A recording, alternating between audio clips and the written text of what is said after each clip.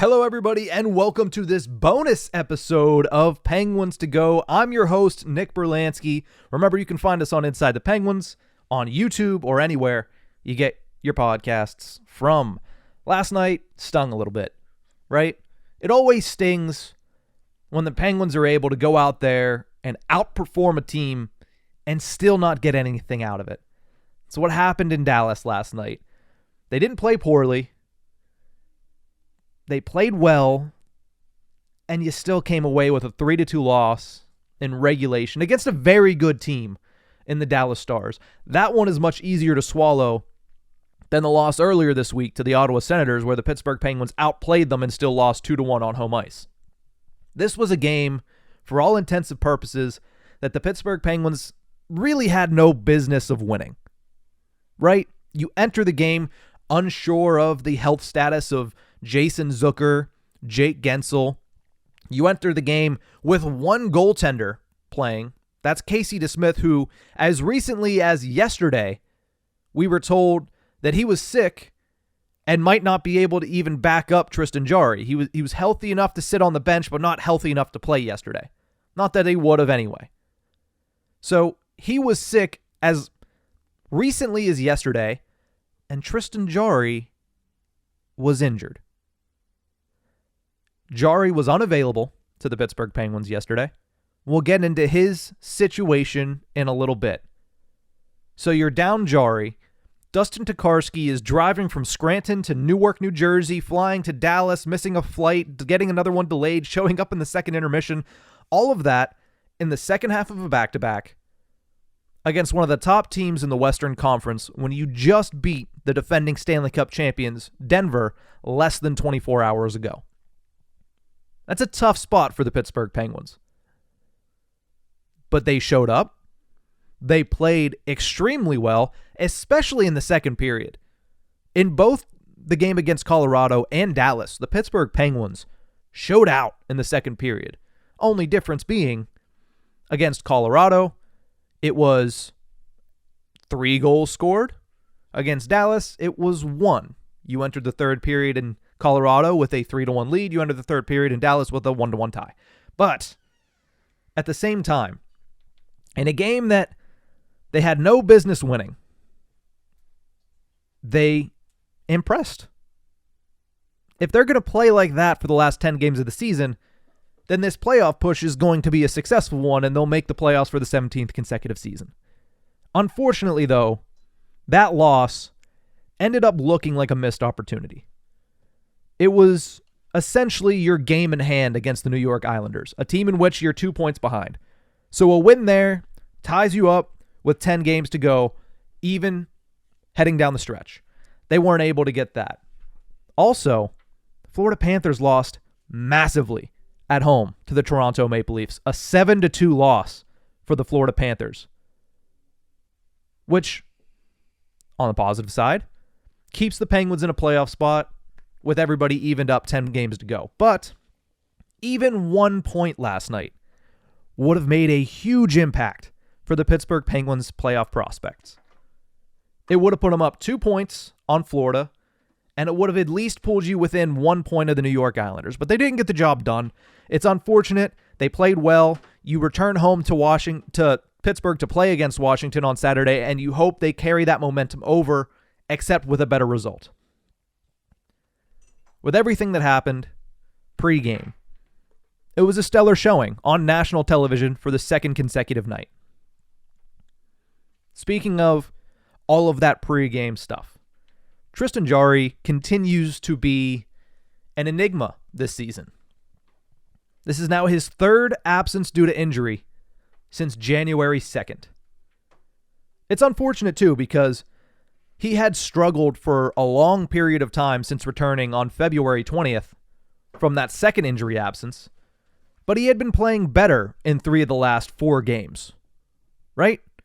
It was capped off by a really solid performance against the Colorado Avalanche, in which many thought it could be the turning point for this season for the Pittsburgh Penguins and for him this season as well. But here we are. Once again, he's out. We're not sure for how long. Mike Sullivan said no timetable. on Thursday when he was asked. All we know is it's a lower body injury once again. So no timetable. 10 games left. Penguins are fighting for a playoff spot. It's an eerily similar position to last year. I'm not even going to go into what that means for the front office.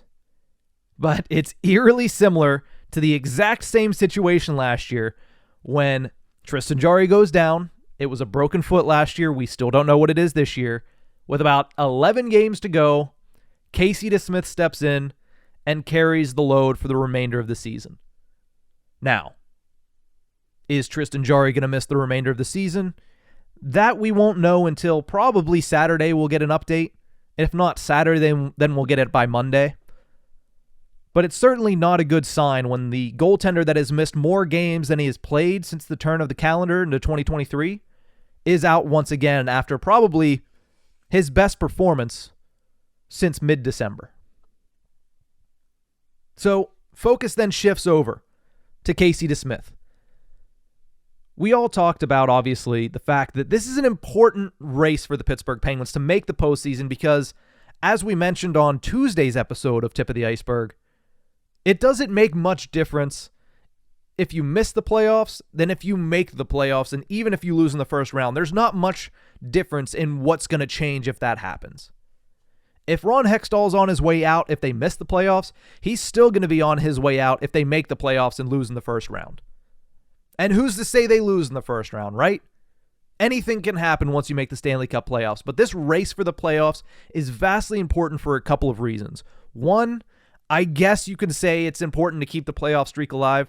I really don't care much about it. It's similar to me to the Mike Tomlin winning season streak. It doesn't mean anything. It means more when you get there and do something. Penguins, they've gotten there and won 3 Stanley Cups. Tomlin, he won a Super Bowl back when I was in middle school. So I guess that's good for him. But again, it's why it doesn't mean much to me to have these streaks. It's a nice feather in the cap and that's it. But this is important because of what it means for Sidney Crosby and Evgeny Malkin. These guys, as has been chronicled on several occasions, especially with Chris Letang, these guys have struggled to play complete seasons together. They have been able to not only stay healthy this season, but they have been able to carry a team that does not really have the talent to be carried into a position where they can make the playoffs in an absolutely stacked Eastern Conference. I've said it several times this week alone. This Pittsburgh Penguins team may be the second or third worst actual team on paper that has ever laced them up next to Sidney Crosby. Undoubtedly, his rookie year was the worst team. A couple of great characters, Colby Armstrong, Mark Recchi was on that team. I don't think Bissonnette was there yet, but Ryan Whitney was there. Ryan Malone was there. A lot of interesting characters on that team. Not a good hockey team, right? The other one I'm thinking of is 2014-15. They didn't have a good coach, Mike Johnston, and boy, did they not have the roster. This one's right up there with those.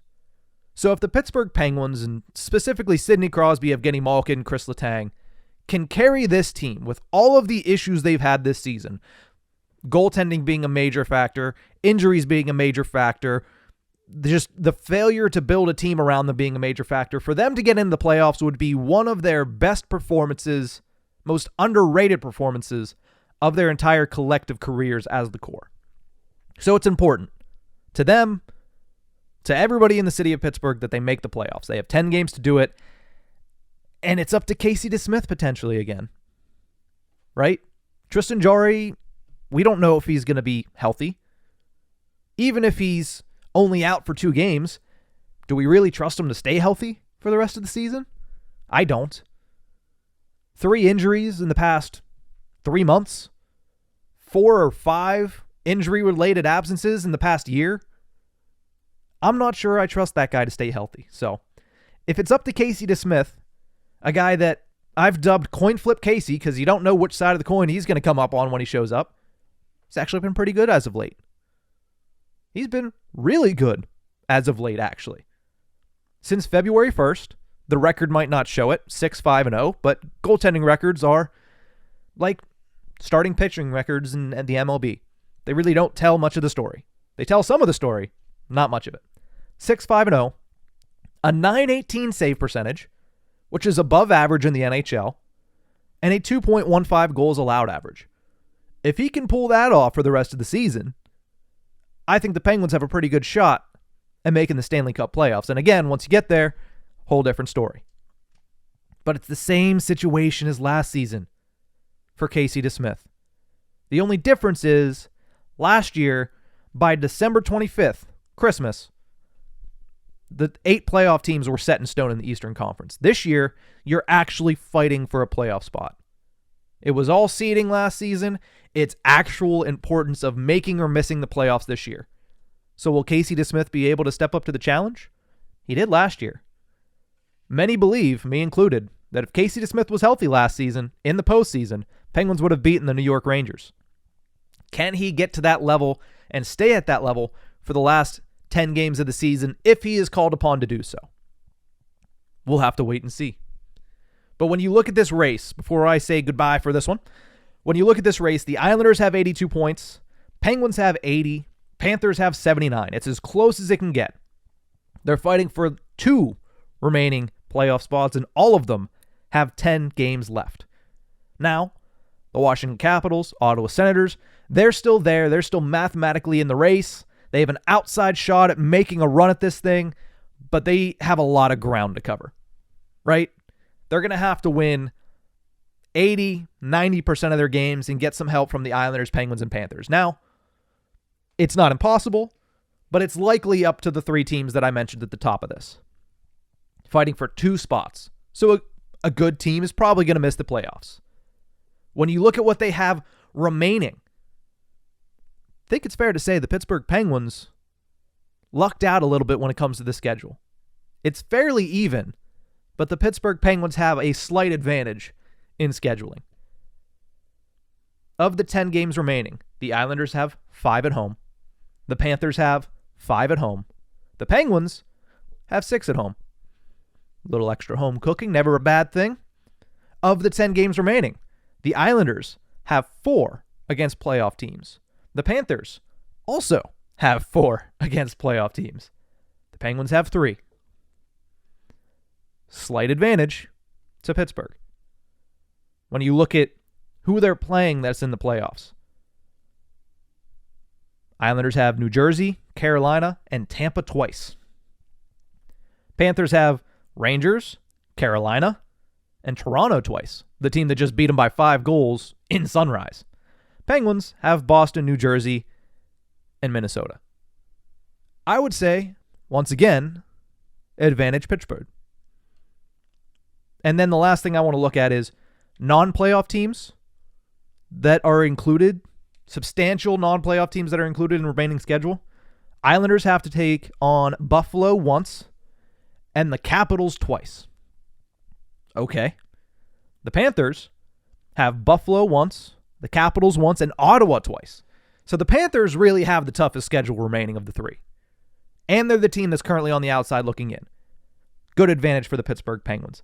And the Pittsburgh Penguins' notable non-playoff teams that they're playing right now, remaining on the schedule, Washington, Nashville, and Detroit twice. Again, looking at that alone, advantage Pittsburgh. The only thing that does not go in Pittsburgh's favor right now when it comes to just looking at the standings, looking at the lay of the land with 10 games to go, they don't hold a tiebreaker against either of these teams. Because the initial tiebreaker in the season is amount of games played. That's going to be wiped out at the end of the season. Everybody plays 82 games, so I don't even know why that's on NHL.com as a tiebreaker. But at the end of the day, the main tiebreaker, once the season ends, is regulation wins. The Penguins are probably not going to surpass either of these 2 teams in regulation wins. The Islanders have 32, the Panthers have 31, and the Pittsburgh Penguins have 26. So, down by 5 with 10 games to go. If you catch up there, then you're probably far ahead of them in points, so it doesn't matter. So the Penguins can't afford to tie these teams because they're not going to catch up in the tiebreaker. And if they miss out on a tiebreaker, that would be very unfortunate. But like I said, that is the only thing when it comes to the lay of the land moving forward that is going against the Penguins. The schedule's in the Penguins' favor. The teams that they're going up against are in the Penguins' favor. Whether it's home or away, it's in the Penguins' favor. And I would also say the Pittsburgh Penguins have two guys that are capable of taking over, especially in short periods of time, short spurts of games, that have the ability to take over and play outside of themselves. Sidney Crosby and Evgeny Malkin. You saw it with Sidney Crosby the last two games. He's starting to go scorched earth on everybody. If he can continue that for 10 games, it's going to be hard to deny him a playoff spot. And as I mentioned on the show yesterday, I might talk about it more next week. It's going to be hard to deny him at least a finalist bid for the MVP Hart Trophy.